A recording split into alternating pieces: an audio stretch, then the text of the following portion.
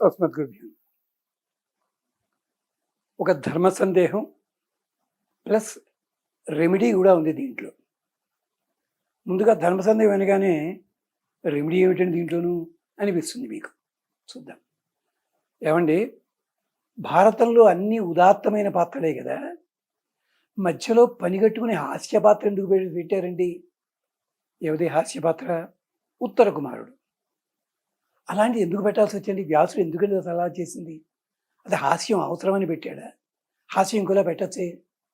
అంటే మీరు హాస్యం అనగానే ఉత్తర కుమారుడు అనగానే రేలంగిని వీళ్ళందరినీ జ్ఞాపకం చేసుకుని అనుకుంటున్నారా? ఏ పాత్ర కూడా హాస్యం కోసం పనిగట్టుకుని వేదవ్యాసుల వారు పెట్టలేదు. ఉత్తర కుమారుని పట్టుకుని మీరు హాస్య పాత్ర అంటే చాలా దురదృష్టం. భారతం మీరు సరిగ్గా చదవలేదని అర్థం.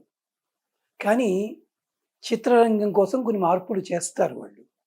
దానికే చెప్పారు, విరాటరాజుని ఒక సినిమాలోనూ తిక్క తిక్కగా చూపించారు. ఎందుకు అంటే కారణం చెప్పారు వాళ్ళకి, ఇది కొంచెం అలా ఉండాలని అని. అంతే తప్ప విరాటరాజు చాలా గొప్ప రాజకీయవేత్త, మన భాషలో స్టేట్స్మన్ అనాల్సి ఉంటుంది. ఏమిటో దురదృష్టం, కొందరికి పేర్లు రావు అలాంటి. ఇంతకీ ఉత్తర కుమారుడు ఎందుకు వచ్చిందండి?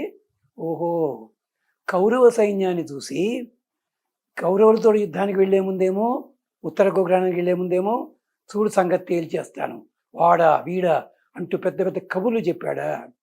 కబుర్లు చెప్పినవాడు కాస్త అక్కడ చూసేసరికి గుండె అయిపోయి కౌరవ సేన చూచి వణకెందొడగెన్ మరి తోడమేను అంటూ, బాబో బృహన్నలా నీకు చీరలు పెడతాను, గాజులు పెడతాను, బట్టలు పెడతాను అన్నాడా? ఇదేమిటండి?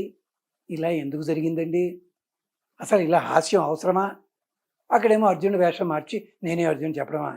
ఏమిటి నీ స్క్రీన్ ప్లే అన్నాడు కుర్రాడు. బాబు, కాస్త కథ ముందు వెనక చదవాలి. మీరు చదవరు. ఎంచేత మీ చదివిన శ్లోకాలే చదివి అదే కథ అనుకుంటారు. దురదృష్టం అందరూ అదే. కానీ పెద్దలు మహానుభావులు చదివిన వాళ్ళు ఉన్నారు. ఏమిటంటే అది ఉత్తర కుమారుడి పాత్ర హాస్యం కోసం కాదు. జరిగింది ఏమిటంటే, ఉత్తర కుమారుడు గొప్పతనం ఏమిటో ముందు చెప్తాను, చెప్పిన తర్వాత వెనక్కి వద్దాం. మహాభారత యుద్ధం మొదలైంది. మొదటి రోజు యుద్ధం. ఉత్తర కుమారుడు ఎవరితో యుద్ధం చేశాడో తెలుసునా? అది ఒకటో రోజో రెండో రోజు గుర్తులేదు. భీష్ముడితో యుద్ధం చేశాడు. ఇంతకుముందు మీరు అన్నారే పారిపోయాడని చెప్పి ఉత్తర గోగ్రహణం, అది జరిగిన సరిగ్గా 3 నెలలకి జరిగింది ఇది.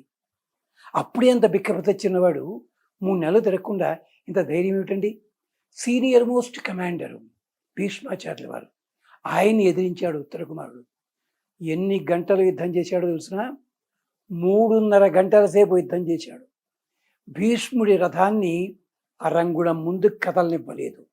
అంతటి పరాక్రమశాలి ఉత్తర కుమారుడు. అతి కష్టం మీద భీష్ముడు ఉత్తర కుమారుడు చంపాడు. ఇది భారతంలో భీష్మ పర్వంలో శుభ్రంగా వివరించారు. మరి అలాంటివాడు పిరికివాడా? ఎవరండి చెప్పింది? కాస్త ఉత్తర గోగ్రహణం జరిగే కంటే ముందు కొంచెం వెనక్కి వెళ్ళండి, పెడితే తెలుస్తుంది. అక్కడ ఉత్తర దిక్కునున్నటువంటి గోవులని వాళ్ళు కౌరవులు పట్టుకుపోతుంటే వాళ్ళంతా వచ్చారు. అయ్యా, మమ్మల్ని రక్షించాలి, మీ నాన్న నీ గురించి గొప్పగా చెప్తుంటాడు అంటే, అప్పుడు అన్నాడు, మరి నాకు రథసారథి కావాలి అన్నాడు. ఏం రథసారథి లేడా? ప్రతివాడికి ఉంటారే, పర్సనల్గా డ్రైవర్లు ఉంటారు కదా. అక్కడ చెప్తాడు, ఈ మధ్య అనుకోకుండా ఒక యుద్ధంలో నా రథసారథి మరణించాడు అంటే, ఉత్తర కుమారుడు యుద్ధాలకు కూడా వెళ్ళేవాడు, జయించి వచ్చేవాడు, కీచకుడు అసిస్టెంట్గా ఉన్నాడు, ఇవన్నీ చేశాడు. అనుకోకుండా ఒక యుద్ధంలో నా సారథి మరణించాడు, మళ్ళీ అలాంటి సారథిని రీప్లేస్ చేసేలాంటి వాడు ఇంకో సారథి దొరకలేదు. ఇదంతా చెప్పడు ఉత్తర కుమారుడు. ఒకటే ముక్కలో ఉన్నాడు, నా సారథి గత యుద్ధంలో మరణించాడు, అలాంటి వాడు, నాకు ఇంకోటి సారథి కావాలి ఇప్పుడు అన్నాడు. ఇది ఒక కారణం.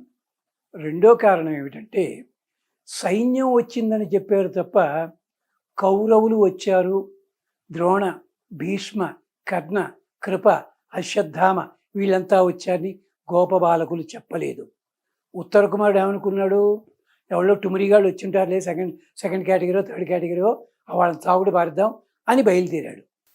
ఇప్పుడు ఇక్కడ అర్జునుడు ఉత్సాహపరిచాడు ఉత్తర కుమారుణ్ణి. ఇది జరిగిన పని. అంటే ఉత్తర కుమారుడు భీరుడు కాదు. అదే మనకి ఇంగ్లీష్లో చెప్తారు స్పర్ ఆఫ్ ద మూమెంట్ అని చెప్పి. ఆ క్షణం లోపల భయపడ్డాడంతే. అందుకనే పెద్దలు చెప్తారు, నాన్న ఎందుకు పనికిరాని వాడు ఉండడు, భూని అయోగ్యుడైన పురుషుడు అక్కడు లేడు, కూర్చువాడొకడే కొదువగాని. ప్రతి వాడిలో టాలెంట్ ఉంటుంది, ఎక్కడో మసకబడుతుంది. అలాంటప్పుడు అతన్ని ప్రోత్సహించండి, నిలబడతాడు. ఇది అరయగా నమంత్రము నక్షరము లేదు, మందుగాని వేరు అరియు లేదు, భువిన అయోగ్యుడైన పురుషుడు ఒకడు లేడు, కూర్చువాడొకడే కోదువగాని. ఇది గుర్తుపెట్టుకోండి. అందుకోసం చెప్పాడు ఆ సన్నివేశం. కానీ ఈ సన్నివేశంలో ఒక గొప్పతనం ఏమిటో తెలుసిన, ఉద్యోగ పర్వంలో ఈ ఘట్టంలో ఒక 40 శ్లోకాలు ఉన్నాయి. మీ ఇష్టం వచ్చిన రోజు మొదలుపెట్టి ఉదయం కానీ సాయంకాలం కానీ భగవంతుడి దగ్గర పారాయణ చెయ్యండి. మీరు కోల్పోయిన అధికారం మీ చేతికి వస్తుంది, మీ పోయిన సంపద వెనక్కొస్తుంది. అధ్యాయం సంఖ్య చెప్పటం లేదు, ఒక్కసారి ఉద్యోగపరం తీయండి. ఉత్తర గోగ్రహణ ఘట్టం అది చదివినట్టయితే ఉదయం చదివితే మరీ మంచిది. లేదంటారు ఉదయం కానీ సాయంకాలం కానీ భగవంతుని ముందు కూర్చోండి, ఒక్కసారి చదవండి. ఒక దానిమ్మ పండు నైవేద్యం కృష్ణ పరమాత్మకి పెట్టండి, సరిపోతుంది. కృష్ణ పరమాత్మకి ఉపేంద్రుడని పేరు, ఇంద్రుణ్ణి కూడా ఉపగా చేసిన వాడని చెప్పి, అందుకని అక్కడ ఇంద్రుణ్ణి స్తోత్రం అంటే ఇంద్రుడు అంటే అర్జునుడు, అతన్ని స్తోత్రం చేసినట్టు అవుతుంది. ఇది ఫలితం గమనించండి. మహాభారతంలో ఏ పాత్రని అనూచిత్యంగా చిత్రీకరించలేదు వ్యాస భగవానుడు. గమనించండి. అది స్వస్తి.